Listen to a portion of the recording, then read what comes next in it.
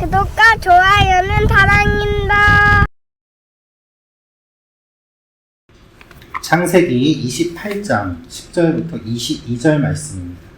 오늘 말씀은 루스에서 베델로라는 제목입니다. 루스에서 베델로.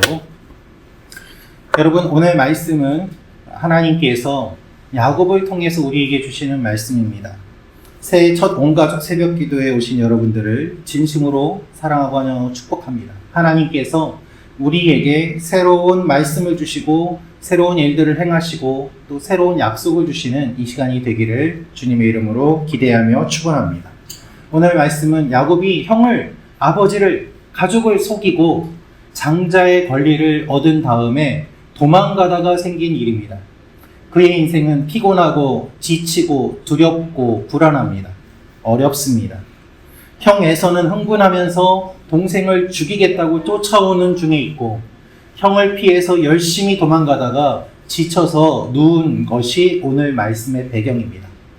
오늘 이 말씀을 통해서 우리가 알 수 있는 첫 번째는 삶의 문제 속에서 주님을 만납니다 라는 것입니다. 삶의 문제 속에서 주님을 만납니다.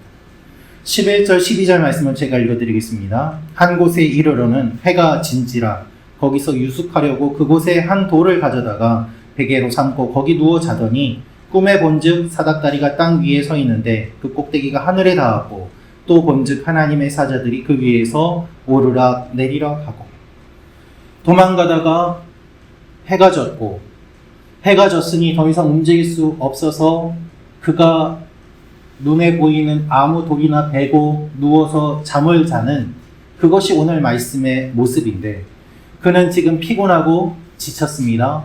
불안합니다. 그래서 지쳐서 쓰러져서 잘 때 꿈에 하나님의 천사를 만나는 오늘 이 말씀, 하나님의 약속을 받는 이 말씀, 여기서 우리가 피곤하고 지친 가운데 주님을 만나는 모습을 보게 됩니다. 여러분, 우리의 인생은요, 피곤하고 지치고 힘듭니다. 우리가 열심히 살아가지만 우리의 손에 잡히는 것도 사실 별로 없습니다. 지난 한 해 동안 우리의 모든 삶은 어떻게 보면 한마디로 정리하면 피곤하고 지친 삶이었습니다. 그래서 새로운 한 해를 소망을 품고 보지 않습니까? 그런데 이렇게 피곤하고 지친 우리가 이 아침에 하나님 앞에 나왔을 때 주님이 무슨 말씀을 주시는가? 하나님이 우리를 만나주시고 새로운 소망의 약속을 주신다는 것입니다. 할렐루야. 여러분, 우리는요, 내가 성공하면 성공한 대로 두렵고 성공하지 못하면 성공하지 못한 대로 두렵습니다. 성공을 하면 그 자리에서 물러날까 봐 두렵고, 성공하지 못한 사람은 내가 성공을 할 수 있을지 불안해합니다. 성공한 대로 성공하지 못한 대로 우리는 각자의 삶 가운데서 언제나 두려움과 불안 속에서 살아갈 수밖에 없습니다. 지금은 이 일이 잘 됐지만 앞으로도 계속될까? 라는 생각을 하면 우리는 정말 생각이라는 질병을 달고 사는 존재일 수밖에 없는 것이죠. 그런데 그 생각이 건강한 생각이 아니라 우리를 괴롭히고 힘들게 하는 생각입니다. 지금 야곱의 마음도 그렇습니다. 내가 지금 아버지를 떠나 가족을 떠나 외삼촌이 있는 곳으로 도망을 가긴 하는데 앞으로 어떤 일이 펼쳐질까? 여러분, 이럴 때 우리는 주님을 만나야만 합니다. 하나님 우리를 만나기를 원하십니다. 이 3일째 되는 우리가 온가족 새벽기도의 새해 첫 이 온가족 새벽기도의 이 기도를 하나님이 불러주신 이유는 무엇인가 하면 하나님이 피곤하고 지친 우리를 알고 말씀해 주시기 위함입니다. 여러분, 이 자리에 잘 오셨습니다. 우리 서로를 축복하며 한 번 더 인사하면 좋겠습니다. 참 잘 오셨습니다. 한 번 더 격려하면 좋겠습니다. 삶의 위기 속에서 주님을 만납시다. 아멘. 올해도 많은 일들이 일어날 터이지만 삶의 위기 속에서 주님을 만날 때 살아납니다. 그래서 우리 13절에서 15절 말씀 같이 읽도록 하겠습니다. 시작. 또 본즉 여호와께서 그 위에 서서 이르시되 나는 여호와니 너희 조부 아브라함의 하나님이요 이삭의 하나님이라. 내가 누워있는 땅을 내가 너와 내 자손에게 주리니 내 자손이 땅의 티끌같이 되어 내가 서쪽과 동쪽과 북쪽과 남쪽으로 퍼져나갈지며 땅의 모든 족속이 너와 내 자손으로 말미암아 복을 받으리라. 내가 너와 함께 있어 내가 어디로 가든지 너를 지키며 너를 이끌어 이 땅으로 돌아오게 할지라. 내가 내게 허락한 것을 다 이루기까지 너를 떠나지 아니하리라 하신지라. 아멘. 야곱에게 오셔서 하나님이 하신 것은 무엇입니까? 말씀을 주신 거예요. 약속을 주셨어요. 야곱의 상황이 바뀐 것은 하나도 없습니다. 그의 눈에 보이는 것은 여전히 광야이고 벌판이고 아무것도 없는 황량한 곳입니다.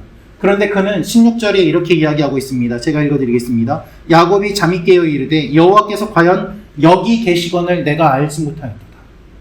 하나님이 이 황량한 이 자리에 계셨는데 내가 알지 못했던 것 뿐이지 하나님은 여기 계셨구나 라고 그가 깨닫게 된 거예요.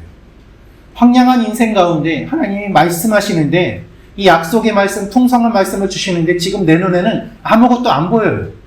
내 손에는 아무것도 안 잡혀요. 그저 딱딱한 돌 하나밖에 없어요. 그런데 이 돌을 딱 세워놓고서 여기가 하나님의 집이다 하는 거예요. 말이 됩니까? 말이 안 되죠.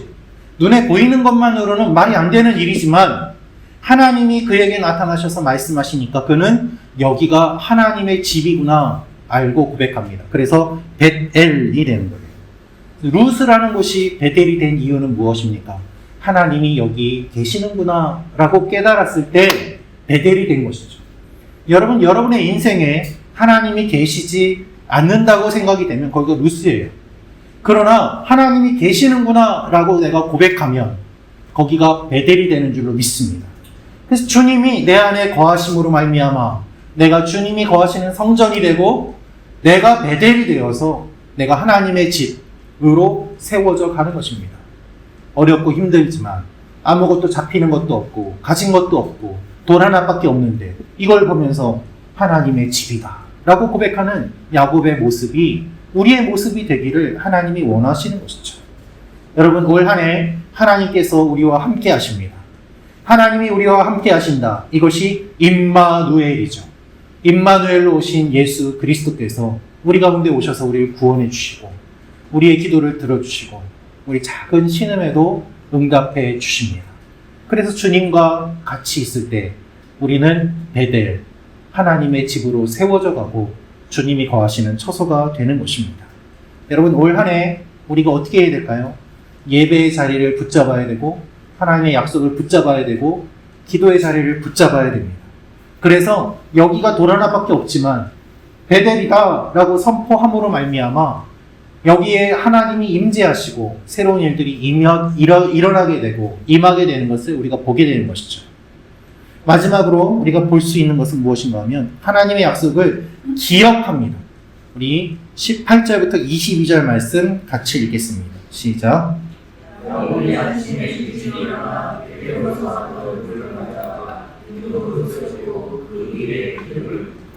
그곳 이름을 베델이라 하였더라.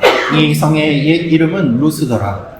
야곱이 서원하여 이르되 하나님이 내가 가는 이 길에서 나를 지키시고 먹을 떡과 입을 옷을 주시어 내가 평안히 아버지 집으로 돌아오게 하시오면 여호와께서 나의 하나님이 되실 것이요 내가 기둥으로 세운 이 돌이 하나님의 집이 될 것이요 하나님께서 내게 주신 모든 것에서 10분의 1을 내가 반드시 하나님께 드리겠나이다 하였더라. 아멘.